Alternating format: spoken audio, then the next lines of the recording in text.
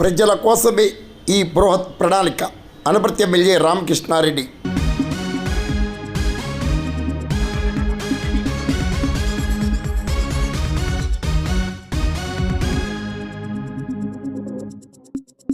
సమాజంలో ప్రజలకు మరిన్ని పౌర సేవలు అందించడమే లక్ష్యంగా బృహత్ ప్రణాళిక చేపట్టినట్లు అనపర్తి ఎమ్మెల్యే రామకృష్ణారెడ్డి తెలిపారు.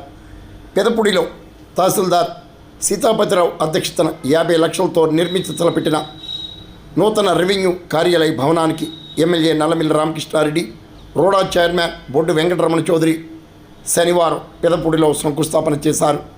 మేళ తాళాలు, మంగళ వాయిద్యాలు, వేద మంత్రాలతో శంకుస్థాపన కార్యక్రమం కోలాహలంగా జరిగింది. ఏఎంసీ చైర్మన్ జుత్తుకు సూర్యకుమారి, ఆత్మ కమిటీ చైర్మన్ ఆర్ నాగు,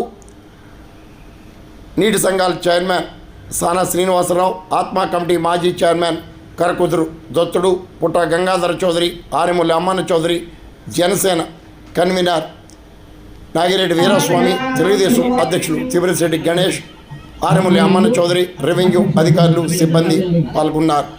కోలాహలంగా శంకుస్థాపన వేడుకలు జరిగాయి.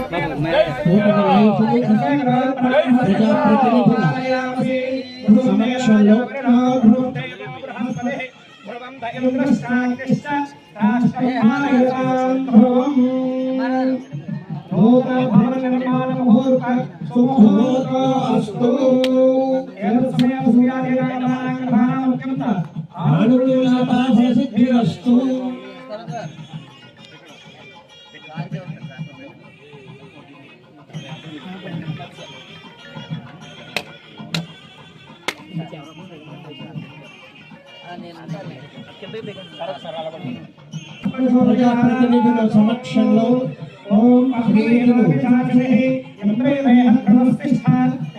Rajahmundry urban development authority chairman Shri Bottu Venkata మరియు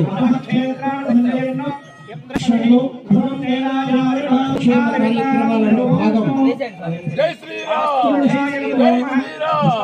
సమర్పయామి.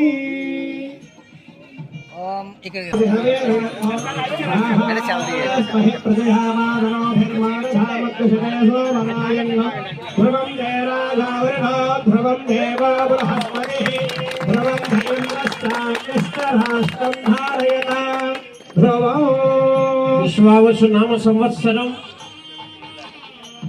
కార్తీక మాసం. నమస్కారం. ఈరోజు కాకినాడ జిల్లా పెదపూడి మండలం పెదపూడిలో మండల రెవెన్యూ కార్యాలయానికి శంకుస్థాపన చేసుకోవడం జరిగింది. ఈరోజు ప్రభుత్వం మౌలిక వసతులు కల్పించాలి, తద్వారా పౌర సేవలు మెరుగుపరచాలనే ఒక ఆలోచనతో ముందుకు వెళ్ళడం జరుగుతూ ఉంది. దానిలో భాగంగానే ఈరోజు గ్రామాల్లో మౌలిక వసతులు కల్పించడం కోసం పెద్దపీట వేయడం జరుగుతూ ఉంది.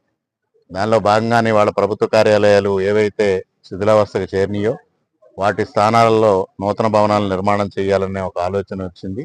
దాని ప్రకారంగానే మరి దాదాపుగా 40 సంవత్సరాలుగా ఇక్కడ ఉన్న భవనం శిథిలావస్థకు చేరిన నేపథ్యంలో దాని స్థానే నూతన భవనం నిర్మాణం చేయడం కోసం ఈరోజు శంకుస్థాపన కార్యక్రమం చేశాం. ఇవాళ కూటమి ప్రభుత్వం యొక్క ఆలోచన ఒకటే, సుపరిపాలన అందించాలి. ముఖ్యంగా అభివృద్ధి సంక్షేమాన్ని 2 కళ్ళుగా భావించి సుపరిపాలన అందించడం ద్వారా ఆంధ్రప్రదేశ్ రాష్ట్ర ప్రజానీకానికి మెరుగైన పౌర సేవలు అందించాలనే దిశగా ముందుకు వెళతా ఉన్నాం. ఆ దిశలోనే ఈ కార్యక్రమాలన్నీ చేయడం జరుగుతూ ఉందనేది మీ అందరికీ సవినయంగా తెలియజేసుకుంటూ ఉన్నా.